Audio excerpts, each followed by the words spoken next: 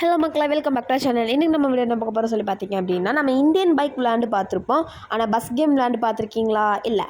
So இன்றைக்கி நம்ம bus game தான் விளையாட போகிறோம். நம்ம பஸ் வந்து நல்லா மாசாக ஒயிட்டாக பிளாக்காக வந்து சூப்பராக இருந்தது.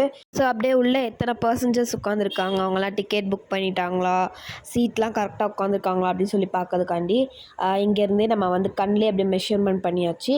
ஸோ இப்போ வந்து நம்ம கிளம்பலாம். நம்மளுக்கு எந்த டேர்னிங்குமே கிடையாது, ஹைவே தான் ஃபுல்லாகவே.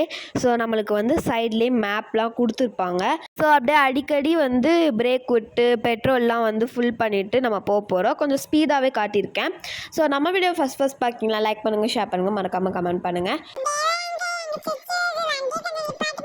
வண்டியே இப்போ தான் ஸ்டார்ட்டே பண்ணியிருக்கு, அதுக்குள்ளே உனக்கு சுற்று வருதா? வாய் மூட்டு உட்கார் கொஞ்ச நேரம். வேறாண்டி ஒரு நல்ல பாட்டை போட்டு விடுப்பா. பாட்டு தானே தாத்தா, போட்டுட்டா போச்சு.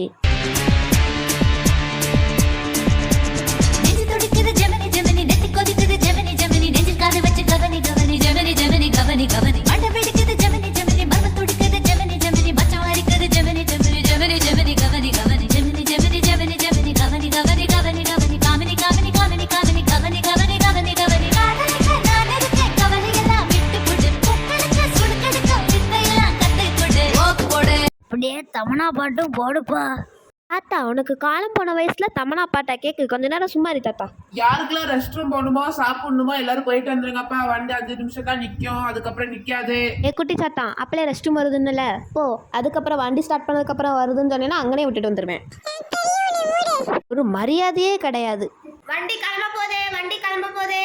என் பேராண்டி என் பரிசட்டை சாப்பிட்ற இடத்துல வச்சிருவேன்டப்பா.